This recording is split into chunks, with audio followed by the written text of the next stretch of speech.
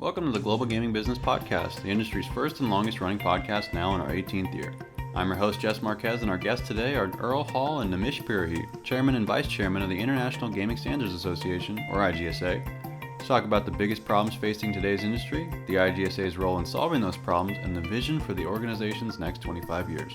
This podcast is sponsored by Pavilion Payments, which empowers gaming institutions to create an enhanced patron experience with a complete suite of integrated payment solutions that enable safe, secure, and trusted cash access at the cage, on the casino floor, or online. Learn more at pavilionpayments.com. Even though the technology of today's industry is light years ahead of what it was 25 years ago when the IGSA was first founded, the ethos of service and common goods still permeates through the organization, and there are no better examples than Earle Hall and Nimish Purohit, current chairman and vice chairman. Both are leaders who live on the cutting edge of the industry, and both are acutely aware of the potential dangers and pitfalls that lie ahead for the industry at large. They spoke to GGB managing editor Jess Marquez from their respective Las Vegas offices in August. Nimish, Earle, thank you guys so much for joining me today. How are you gentlemen doing today? Fantastic. Very good. Thanks so much. How about yourself? Doing great, thanks. It's bright and sunny here today after a few days of rain, so can't complain. And I got my mom staying here with me this week, so always love that. That's just too cool. All right. So I want to get into this conversation with you guys today, and I'm really excited because I had a really great time talking with Peter and Mark for the first episode, and I'm going to reference that conversation a lot. I'm going to try not to because obviously you guys don't know what I'm talking about, but I just took so many great points from it that I didn't know before, and it gave me a really great foundation to talk to you guys now, especially with you guys being at the helm of IGSA as chairman and vice chairman.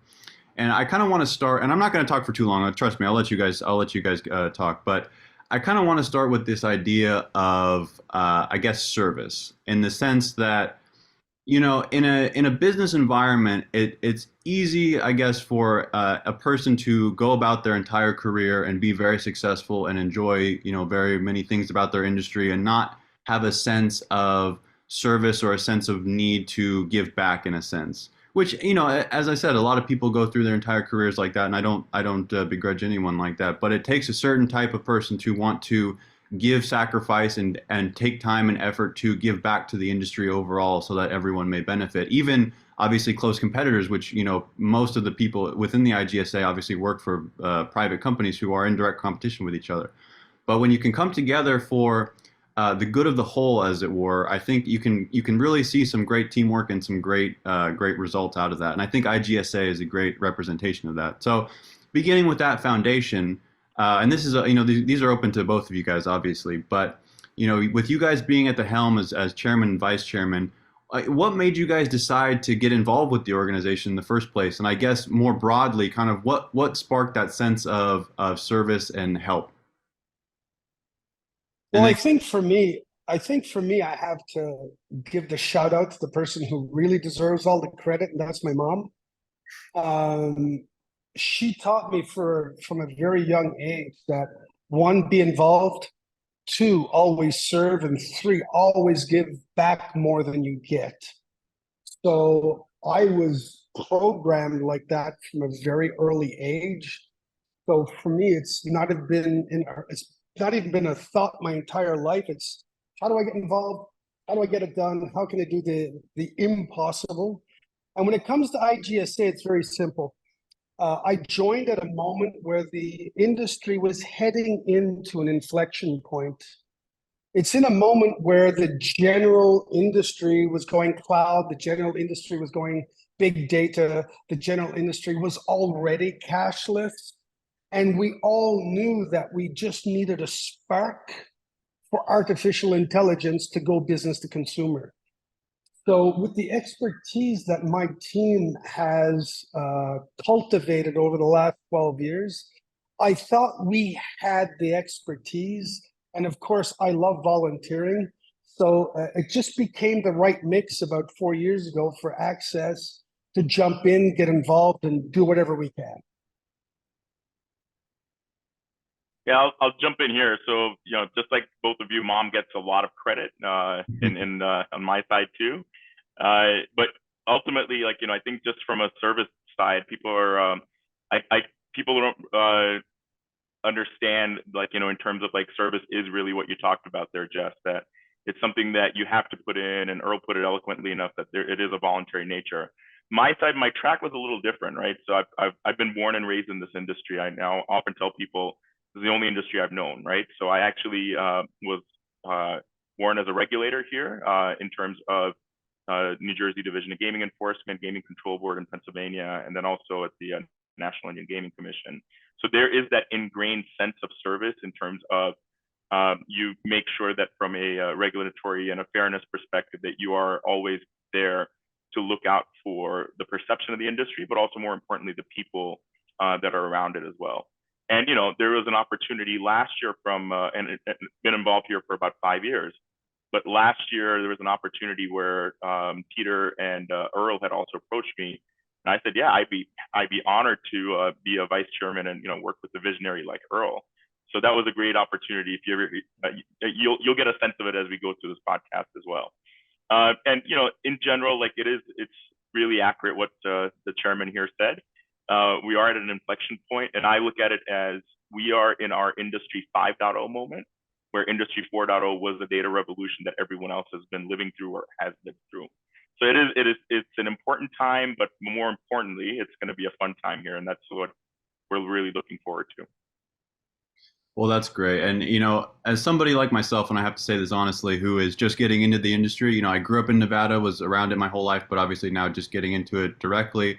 I have a lot of appreciation for people like yourself and for Peter and the rest of the people at the organization, because when faced with adversity and or problems, it takes a lot of brain power to, especially from a comprehensive nature, to find problems that can work for, or find solutions rather that can work with everybody.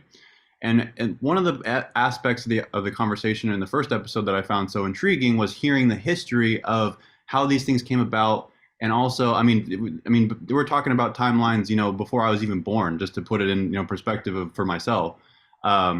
But it was so great for me to hear about the problems that were facing the industry at that time and why the need to create the association then. So if we fast forward to today, obviously we're in a completely different universe, different dimension almost from that time. It feels like probably for you guys who have lived it. What, in your opinion, from an IGSA perspective, if you're wearing that hat, and I'll start with you, Nimish, obviously from a regulatory perspective, but what, in your guys' opinion, are the biggest challenges facing the industry of today and obviously tomorrow, considering, you know, you have to be forward thinking? So what, if we look at 2023, what would you say are the biggest challenges facing the industry right now? No, it's something that Earle, you know, hit upon earlier, is the evolution of the technology itself, right? So when you look at, you know, going and putting on my past regulator hat, one of the fun challenges, I keep going back to fun because that's really the you know, the gold standard is to seek that out. But from a regulatory standpoint, I've been honored and privileged enough that in some of the jurisdictions that I've worked in, we've created technical standards and technical regulations in general. And a lot of those times when I was putting my, you know, that hat on again and harkening back to those days, the challenges and difficulties were around anytime you're trying to regulate a new technology, because ultimately regulators are also partners in terms of making sure that they don't prevent any new technologies from entering, but they have to make sure they safeguard the interests of the people. So a lot of time was spent in understanding the technology, understanding the risks associated with the technology, doing, you know, going and talking to the industry to understand what's really going on. And back then, you know, as I put my empathy hat on too, there were maybe one or two new technical innovations that were coming out. And as I, you know, look at it from that angle as well, and also, you know, the people that I work with in the industry, the pace of innovation has recently picked up as well.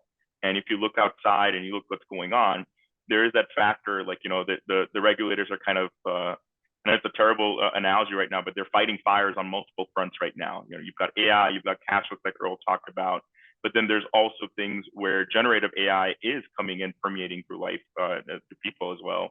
There's things with data integrity in terms of what's going on with data privacy across in the European Union. So if you look at it from a global standard and global framework, there's so much information being thrown at the industry, inclusive of the regulators as well. So I see that as one of the bigger challenges right now, is the pace of innovation and how do you have the regulations that keep up with it. Oh, sorry about that. So if we look at, and and Earl, I'll pose this one to you. So, in the sense that IGSA is not a direct regulatory agency, obviously, you guys are not levying fines and you're not doing that sort of thing. So, in sort of, I'm glad you equated the gaming industry regulators to equating fines. well, I think I think I'm going to take a swing at that one. well, I will. Well, So that was the first thing. ask your question. Ask your question, and that's going to be my add-on. Well, I can't wait to hear it, but I would just say that that was the first thing that came to mind in terms of jurisdiction and authority, right? Because putting money where your mouth is usually the truest sign of authority. But so, what is IGSA's role in helping to overcome slash, I guess, figure out the solution to these challenges? What is IGSA's role in that dilemma? So first of all, I think we need to lay a foundation to make sure that the answer has some kind of credibility. Sure. Our industry from the 1990s all the way up to the market crash in 2008, all the way up to COVID. We've tried server-based gaming, and now I'm pointing towards land-based because I have a very different opinion of sports betting online and land-based. But I need to point my finger directly at the land-based to start. Up until COVID, we largely had no innovation in the land-based industry. Systems are still on premise. Slot machines are largely still flashed up locally. There is some innovation, but it's low. We have highly protected environments, highly regulated environments, highly patent-driven environments, which means innovation is very slow. COVID comes along and the entire planet changed overnight. And three things evolved through COVID that are now the foundation of the general world we live in. Number one, every single thing is in real time. We expect everything to be in real time. We expect everything to be connected. And here's the most important one. We expect instant gratification for every single thing we do, if that makes sense. So because we want everything to be connected, we don't want to struggle to do things and sign up for things. We don't want clunky 7-step KYC processes to use a mobile app. Because of the fact that everybody's holding a smartphone at a slot machine now, because of the fact that if I do something online, I get a reward right away, the entire rules of the gaming industry have changed instantly. Now, that being said, our regulators do an incredible job. Let's not talk about the fines. Our regulators do an incredible job, just as the justice departments do, of creating a slow, constant pace of evolution, if that makes sense, so that there are no mistakes made by making a quantum leap in the wrong direction. And that we have our regulators to thank for that. But that being said, we lived a seismic shift in our society rules globally during COVID. Now, IGSA has stood up since Nimish showed up, because I wouldn't have taken the job if Nimish didn't have to take it. That was a given for me. This was a 2-person package, or I was not doing it. And you want to see partnership, Nimish and I've never had this much fun in an association ever. Working with a formula regulator for me is just like an educational experience every single call. And what we've really seen, and I love the fact that Peter and Mark have been around so long. They're carrying the organizational memory of how we've evolved. But it goes without saying that when Nimish and I showed up with Martin and all the rest of the board members, this year we decided to take the quantum leap. And when I mean quantum leap, payment standards committee right out of the gate, responsible gaming committee, ethical AI committee, and more coming. Why? Because the worst job in this industry right now is a regulator. Why? They're the meat in the sandwich between the political level, which wants volatility to get votes, the player society level that needs protection, the speed of technology change, and absolutely nobody to give them a clear, safe direction to pick up speed.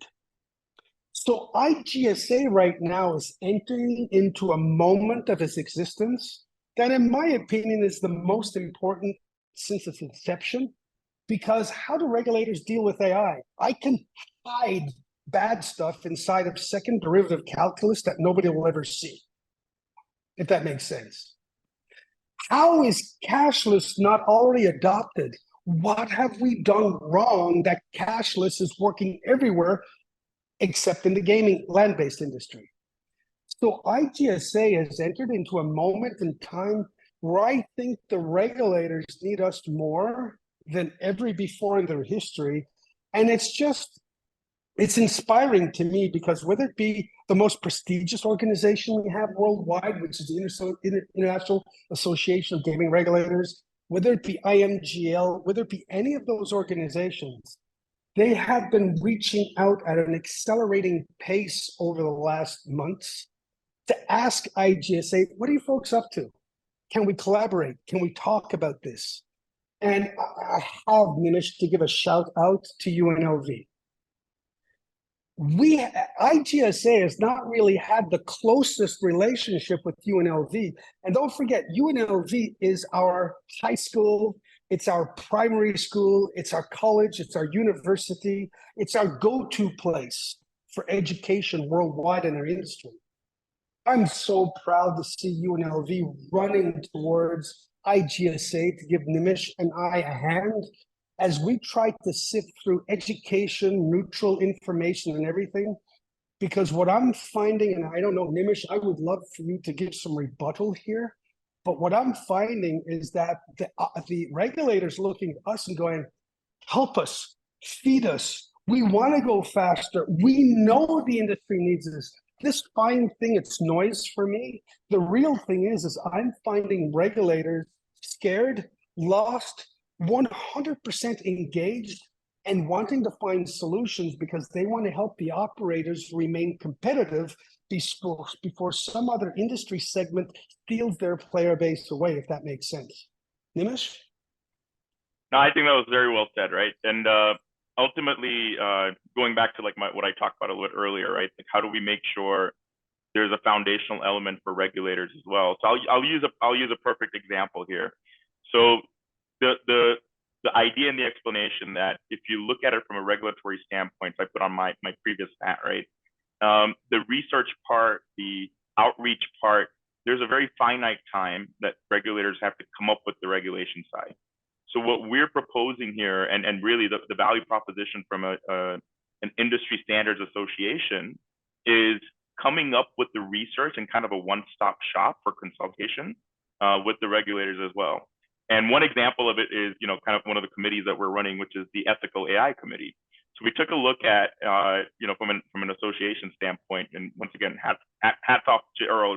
This seems like a little bro fest going on here, but that's really, it's been fun too.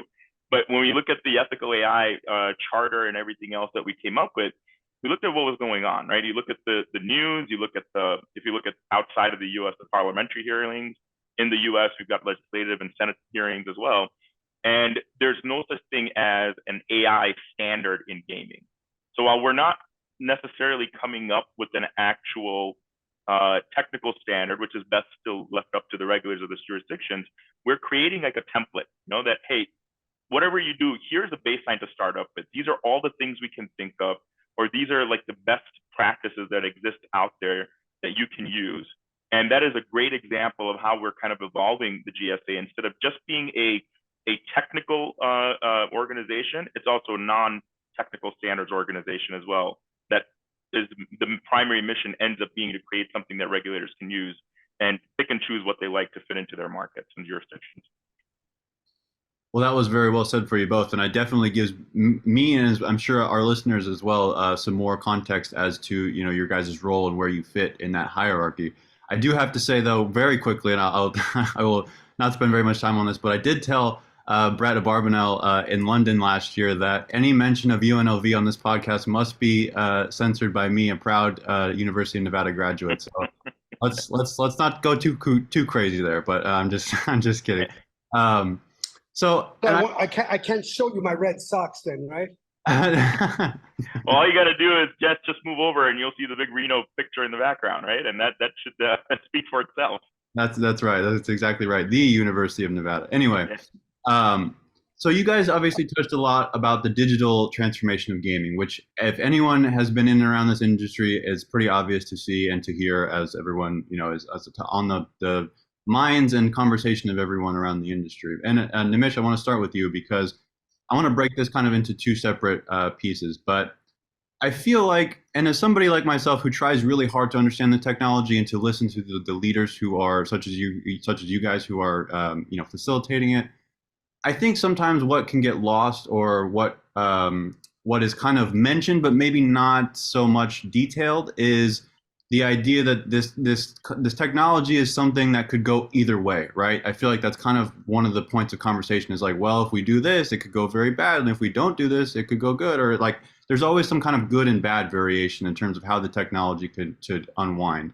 And so, Nimish, I'm curious from a gaming perspective, in your opinion, what does let's say if we go some moment in time, let's say 5 years from now is kind of a good distance, but what would you say would be a good example of how the technology was adopted and implemented, and what would you say would be a bad example? Or in other words, let's say if we look back years from now, what would be like the bad, if we look at our crystal ball, what would be the bad example and what would be the good example to you?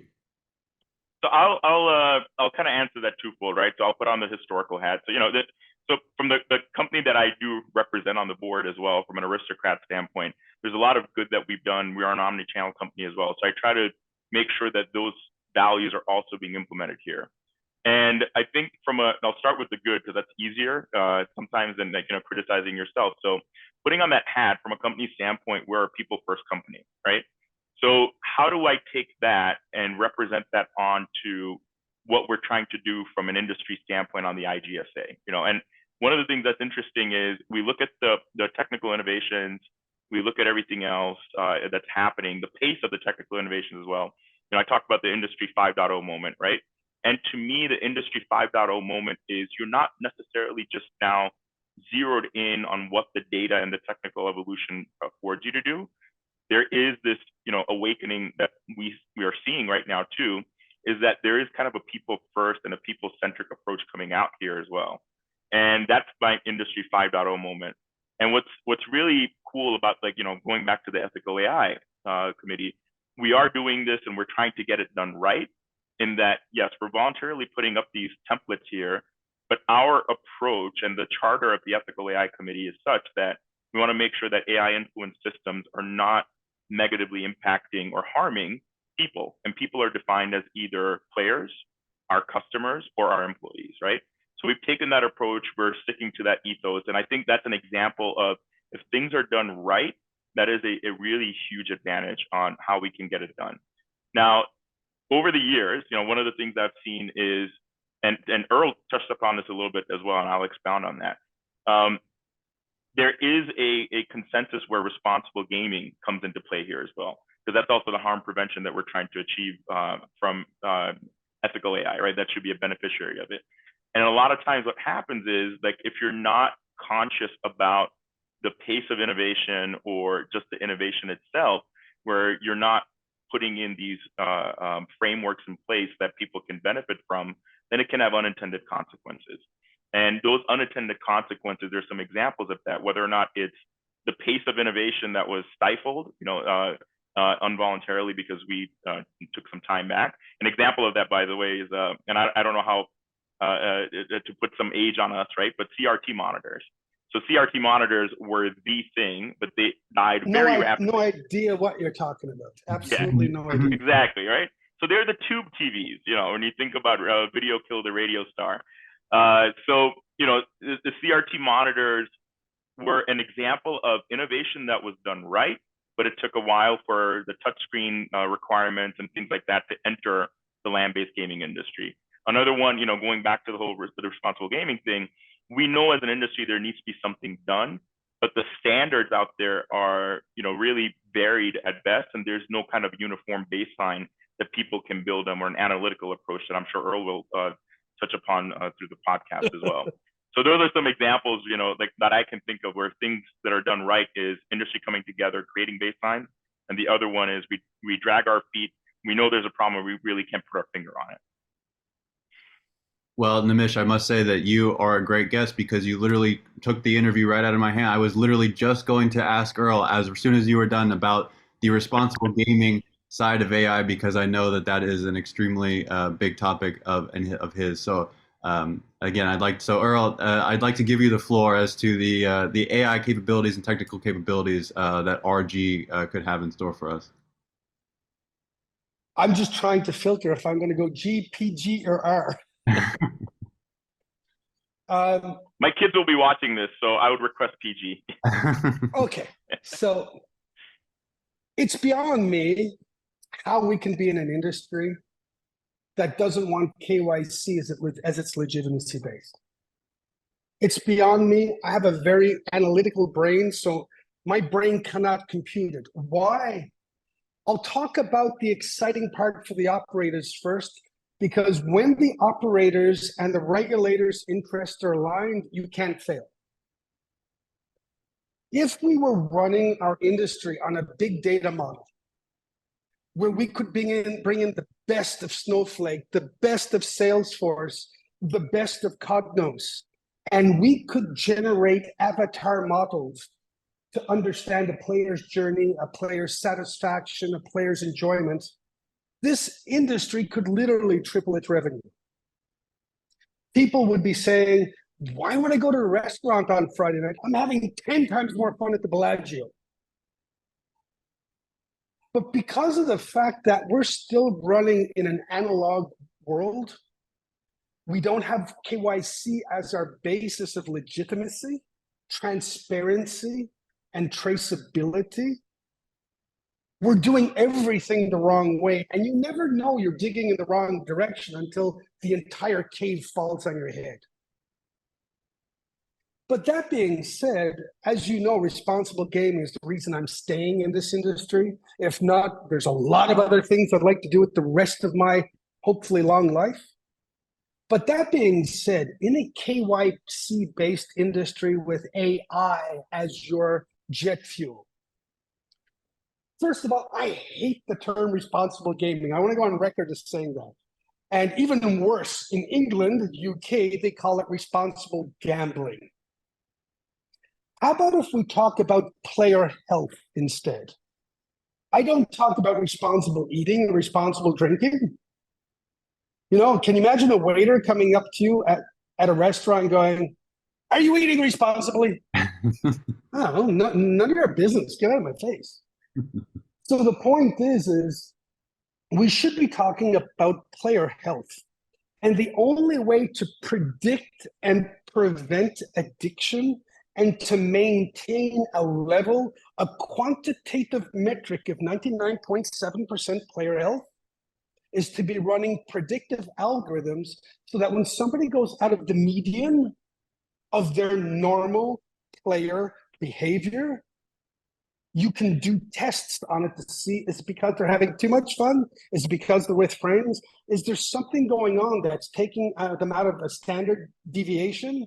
Or is this person, maybe they got a phone call from their mother and their mother's sick or whatever, and all of a sudden they're just slamming money into the machine. That's where the algorithm should be saying, hey, want a coffee and a donut? We're going to reserve your machine for 15 minutes. Scan this QR code and go over and, take a breather. You can wrap that up marketing-wise to make it look really, really cool.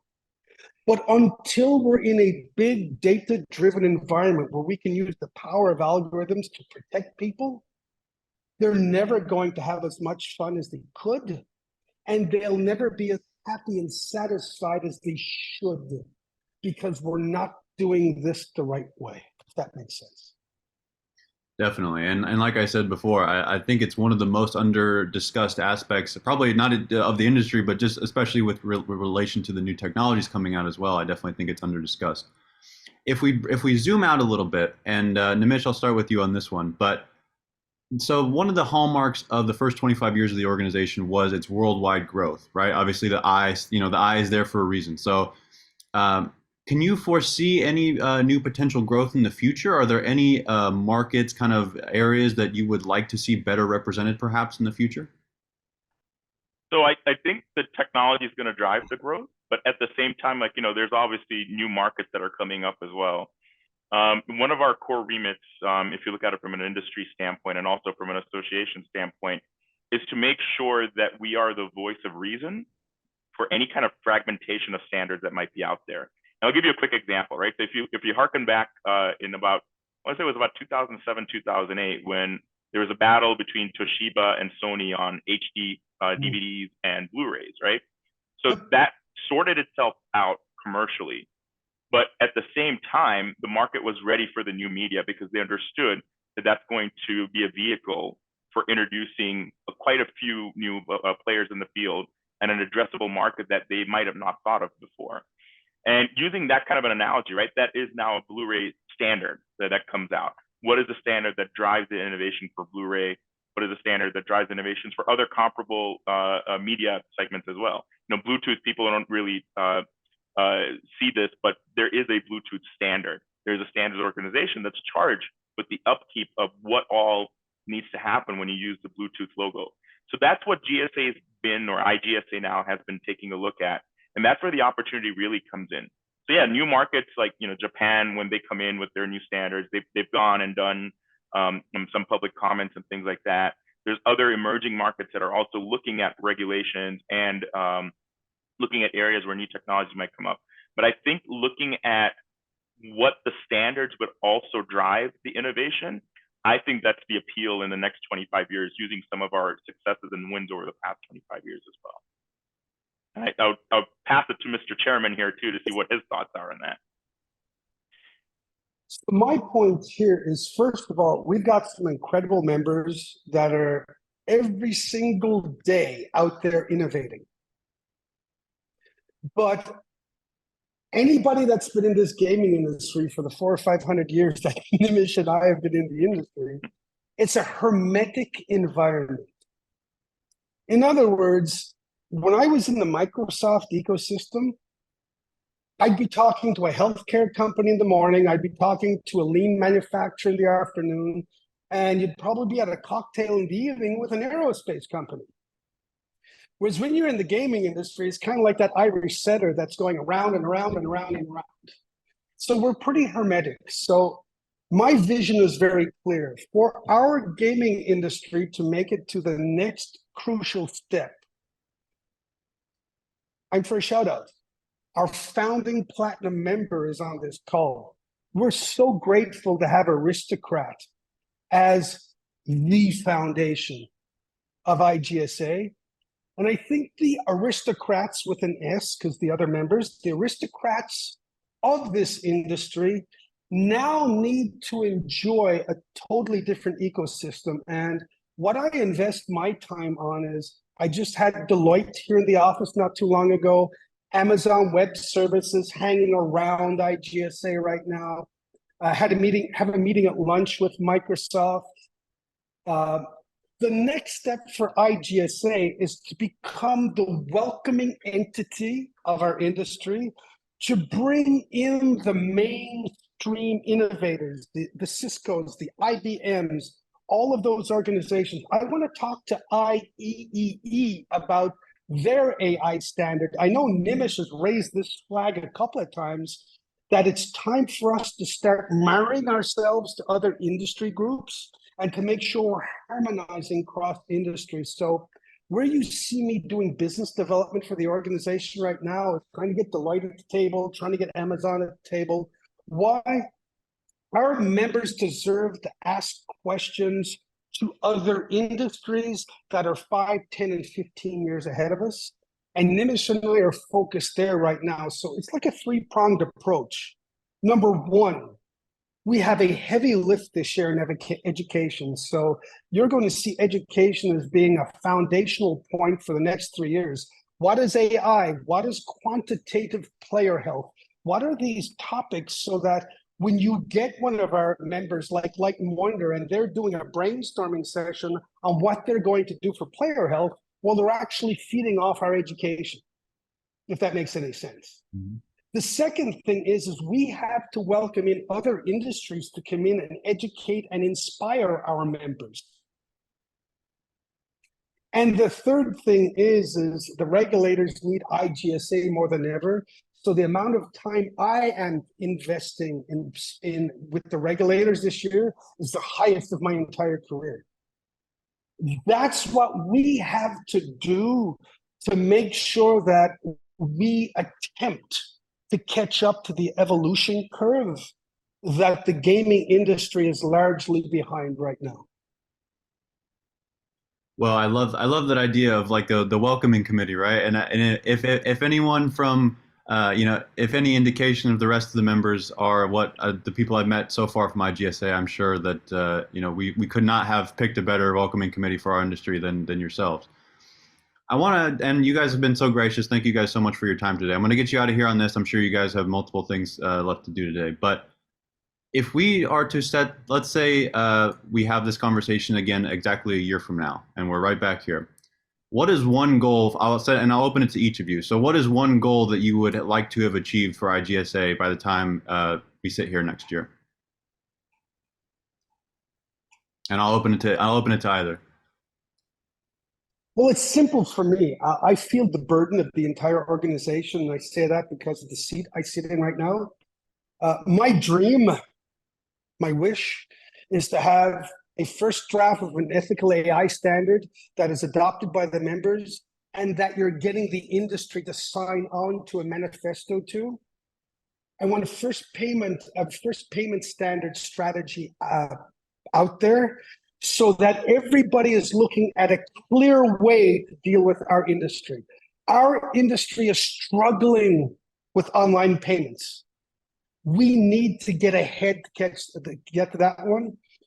And for the life of me, we need a one-pager on a player's health standard so that everybody starts to throw away what's not necessary anymore and cut right to the meat and the bones so that we're focused on our operators who need to make more money to be competitive and to make our industry more safer so that regulators get all of the society pressure off them. So I'm looking at a first draft of those three have to be out in the market so that we're building next year in 2024. At the same time, I really hope to see 2 or 3 new members coming from outside of our industry, if that makes sense. Nimish, I hope we're somewhere in the same ball field. Oh yeah, pretty much echo everything Earle said, right? I'll take it at a philosophical level because Earle was so gracious with his remarks there. The philosophy is I want to, when we get together this time next year, is did we continue capitalizing on the excitement that we had started this year? Right. That to me is a very philosophical assessment of where we need to be in a year from now. And if the excitement can be, kind of snowballed into where it needs to be a year from now, we will achieve everything that Earle's talking about under his vision as well. And together, once we partner on that too, these are things that'll then come feed back into companies like mine as well, where ESG, as an example, is a very fundamental tenet of our company from an aristocrat standpoint. So we're looking at that excitement getting out there too, but in terms of like the intake process as well, it's going to benefit a lot with the standardization that's come about. And ethical AI, just because Earle and I are closely partnered on that committee as well, I think that'll be the vehicle also, to use that terminology again, as the kind of a outbound vehicle for excitement into the industry as well. Like, hey, look at what we all achieved together, because this is something that everyone struggled with. And here we are a year later, we actually have some prescriptive standards that regulators and operators, if they need to, can adopt and use that as a baseline to take it to the next step. Definitely. Well, I must say on behalf of GGB, between the first episode and this episode with Mark, Peter, you, and Earle, it's just been really great. I've had a blast learning more about the organization and where it's headed. I can't wait to see, I'll be following closely, definitely, both your guys' your personal lives as well as with IGSA. So thank you again so much for coming on. I really appreciate it. Thanks for having us. We really appreciate it. Same here. Thank you, Jess. And thank you, Mr. Chairman. We hope you enjoyed this week's episode, sponsored by Pavilion Payments. To learn more about Pavilion's full suite of gaming payment solutions, visit pavilionpayments.com. To learn more about Jeff and his journey with Slot Cycle, visit ggbmagazine.com. Subscribe to GGB News to get all the news of the gaming industry delivered right to your desktop every Monday morning, and be sure to use the coupon code GGB180 for a free subscription. Don't miss an episode of the GGB podcast by subscribing on Amazon, Apple Podcasts, or Spotify today. Thanks, and we'll see you next time.